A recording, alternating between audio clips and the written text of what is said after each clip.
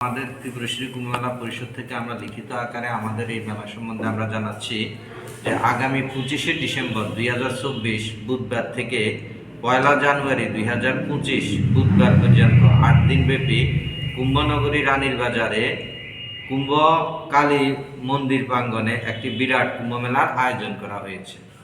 তো উক্ত মহতী মেলায় ত্রিপুরা রাজ্যের বিভিন্ন প্রান্তের মঠ মন্দির ও তীর্থস্থানের বিভিন্ন সম্প্রদায়ের ধর্মীয় সংস্থা অংশগ্রহণ করছে। জগন্নাথবাড়ি তপবন আশ্রম, রামকৃষ্ণ আশ্রম, ভারত সেবাশ্রম সংঘ, গৌরীয় মঠ, কাঠিয়া বাবা আশ্রম, শঙ্কর মঠ সহ ত্রিপুরায় ধর্মপ্রচার কাজে নিয়োজিত সনাতন ধর্মের বিভিন্ন সম্প্রদায়ের মহারাজগণ নিজ নিজ স্টল তৈরি করে আপন আপন ধর্মপ্রচার কার্যে যোগদান ও কুম্ভমেলাতে শ্রীবৃদ্ধি করেছেন। সমগ্র ভারতের বিভিন্ন রাজ্যের সাধু সন্ত, নাগা, পুরী, গিরি, সন্ন্যাসী, বৈরাগী, বৈষ্ণব, বৈষ্ণবী, আচার্য এবং মহামণ্ডলেশ্বরগণ উপস্থিত হয়েছেন এবং হচ্ছেন, আরও আসবেন এই মেলাকে আরও সমৃদ্ধ করার জন্য।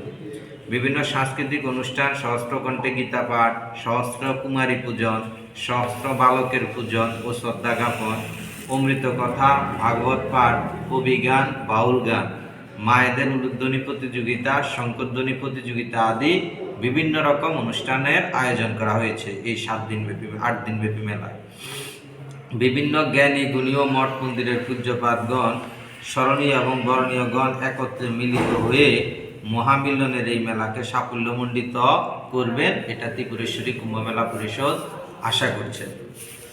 লক্ষ লক্ষ তীর্থযাত্রী ও সাধু সন্তদের চরণধুলির স্পর্শে ধন্য হবে এই পুণ্যভূমি এবং আমরা সকলেও আপনাদের সকলের শুভ আগমনে ধন্য হব এই আশা রাখছি। সাধু সন্ত অসংখ্য তীর্থযাত্রীদের সেবার আয়োজন করা হয়েছে কুম্ভ মেলা পরিষদের পক্ষ থেকে। এই মেলা উপলক্ষে গত 26শে নভেম্বর থেকে 2রা ডিসেম্বর পর্যন্ত শ্রী পঞ্চদশ নাম ধুনা আখড়া রাষ্ট্রীয় সচিব পরম পূজনীয় ও শ্রদ্ধানীয় দুর্গাপুর আশ্রমের পীঠাধীশ্বর শ্রী মহন্ত রঞ্জিতানন্দ গিরিজি মহারাজের তত্ত্বাবধানে ও নেতৃত্বে অসংখ্য সাধু সন্ত ও ভক্তদের সমাগমে সমগ্র ত্রিপুরা রাজ্যের মঠ মন্দির তীর্থস্থান পরিক্রমা করা হয়েছে পবিত্র কুম্ভ কলস নিয়ে, যেটা আপনারা প্রত্যেকেই নিউজ করেছেন ইতিমধ্যেই।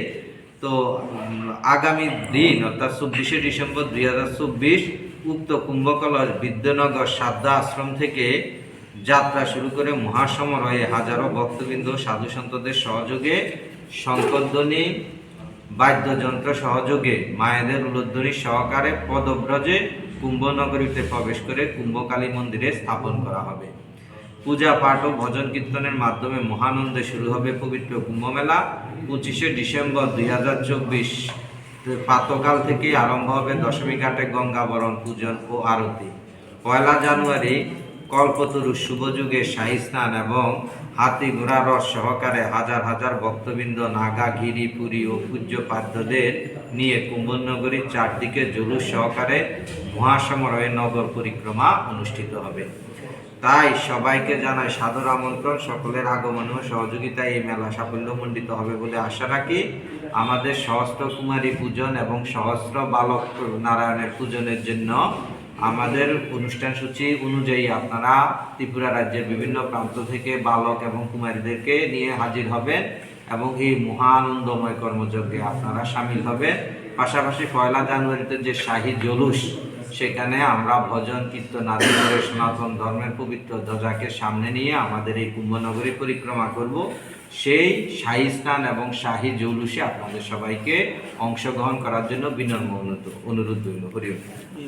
আর আমরা এই ত্রিপুরা কুম্ভ মেলা এই জন্য করেছি যে সারা ভারতবর্ষে সমস্ত তীর্থে মানুষ ভ্রমণ করতে সারা বছর ব্যাপী, কিন্তু ত্রিপুরায় এমন কিছু মানুষ আছে যারা সেই অন্যান্য রাজ্যে গিয়ে ভ্রমণ করতে পারে না, তীর্থে যেতে পারে না, সেই তাদের জন্য বিশেষ করে আমরা এখানে কুম্ভটি করছি যে আর্থিকভাবে যারা পিছিয়ে আছে, শারীরিকভাবে যারা দুর্বল আছে, তারা যেন এই ত্রিপুরার কুম্ভনগরী রানীর বাজারে এসে কুম্ভ দর্শন করতে পারে, কুম্ভ তীর্থে স্নান করে পুণ্য অর্জিত করতে পারে।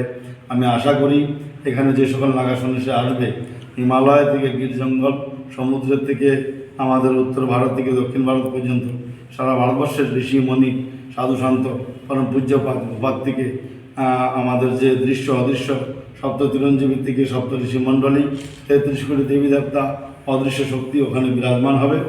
আর এই সমস্ত সাধকের রূপে আমরা সাক্ষাৎ শিবের দর্শন, সাক্ষাৎ বিষ্ণু দর্শন, সাক্ষাৎ দেব দর্শন আমরা করতে পারবো। তাই এই মহতী দর্শনে, মহতী মেলায় সমস্ত রাজ্যবাসীকে আমরা আহ্বান করছি, আপনারা আসুন ত্রিপুরা কুম্ভমেলা 2024 ও 25 কুম্ভনগরী রানীর বাজারে এসে সশরীরে ভাগ নিন, উপস্থিত হন আর স্নান করুন, পুণ্য অর্জিত করুন। এই পুণ্য অর্জিতের সঙ্গে সঙ্গে, এই কুম্ভের সঙ্গে সঙ্গে আপনাদের সার্বিক মনোকামনা, মনো ইচ্ছাফল প্রাপ্তি হবে। এই জন্য আমরা যে 1 জানুয়ারি কল্পতরু উৎসব হয়, কল্পতরু বৃক্ষের কল্পবৃক্ষেই আনি, সেই বৃক্ষের নিচে গিয়ে আমরা মনে মনে যা বাঞ্ছা করব তাই আমরা ফলস্বরূপ পাবো। তাই রামকৃষ্ণ দেব আমাদের যুগ অবতার, উনি এই কল্পতরু উৎসব ওনার থেকে শুরু হয়েছে। তো এই 1 জানুয়ারিতে আমরা কল্পতরু উপলক্ষে আমরা যে সাইয়া স্নান করছি, এই পূর্ণ স্নানে যারা অংশগ্রহণ করবে, 7 দিন ব্যাপী স্নান চলবে যদিও, কিন্তু এই পূর্ণ স্নানে যারা অংশগ্রহণ করবে তার সম্পূর্ণ ইচ্ছা পূর্ণ ফল লাভ হবে বলে এটা আমার বিশ্বাস, এটা আমার আশা। আমি সবাইকে সেই জন্য আহ্বান করছি, আপনারা সার্বিক শারীরিক মানসিক আর্থিক সহযোগিতা করে আমাদেরকে দান দিয়ে এই কুম্ভকে স্বাবলম্বী এবং সাফল্যমণ্ডিত করতে পারেন।